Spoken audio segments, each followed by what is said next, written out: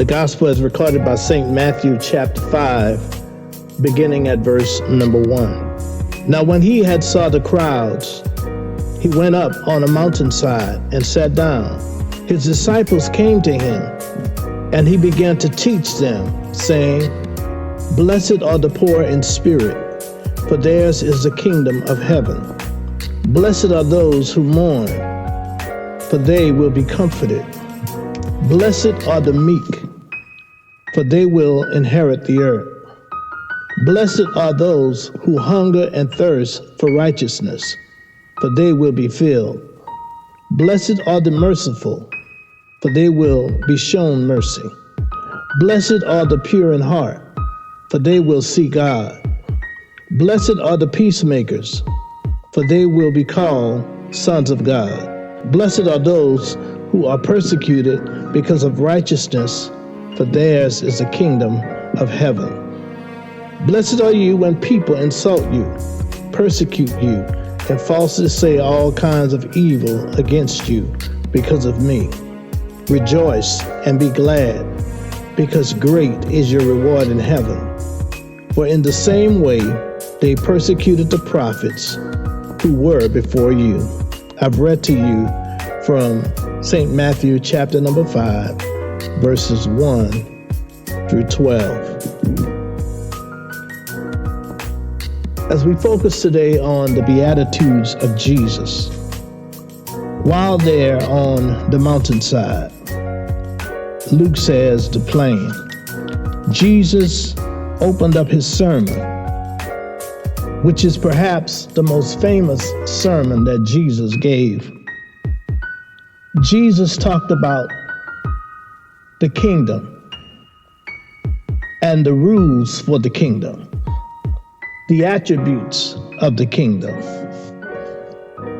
He says, Blessed are the poor in spirit, for theirs is the kingdom of heaven. The poor in spirit, referred to in verse 3, are the ones who God blesses, who realize their need for him. He says the kingdom of heaven is given to them. This word was taken from a Greek word meaning to crouch. It means lowly, afflicted, helpless, powerless to solve a problem, lacking wealth and education, or begging. Is there a problem or situation in your life that is beyond your control? Are you reduced to begging God for help? God promises to help the poor in spirit. And then he addresses another group. He says, Blessed are those who mourn, for they will be comforted. Blessed are those who mourn, for they will be comforted. The word mourn means to wail. This is deeper than sadness. It is despond and despair. Do you know anyone who is crushed with the disappointments of life? God promises to comfort. He moves on and he says, Blessed are the meek, for they will inherit the earth. God blesses the gentle and lowly. The whole earth will belong to them. Meekness means humility, a gentleness of spirit, or a mind disposition.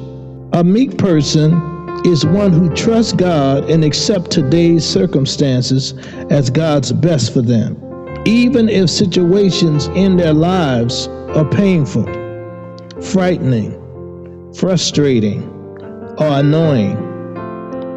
Two of the most powerful people in the Bible, Jesus and Moses, were considered meek.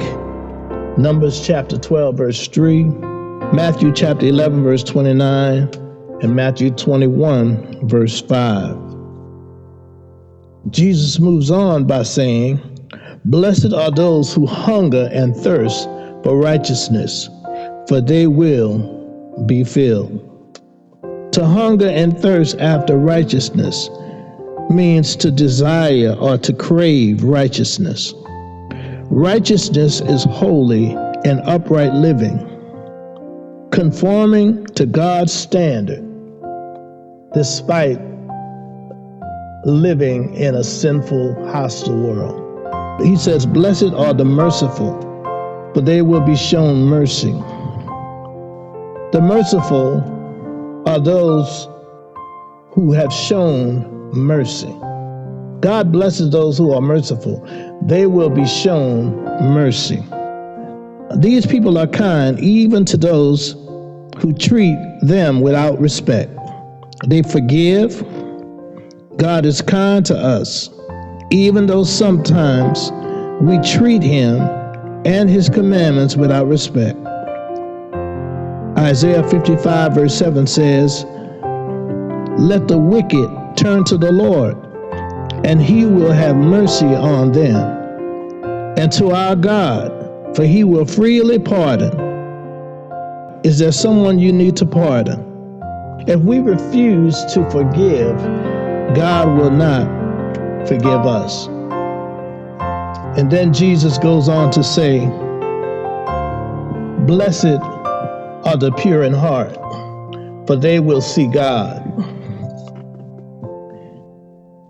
God blesses those whose hearts are pure. The reward is that they will see God. This person approaches life with innocence and blamelessness. Psalm 73 verse 1 says, "Surely God is good to those who are pure in heart." Blessed are the peacemakers, for they will be called children of God. These are the people who want peace. They do not stir up fights and arguments. They do not look for reasons to complain or to say bad things about others. James 3:18 says, "Peacemakers who sow in peace reap a harvest of righteousness."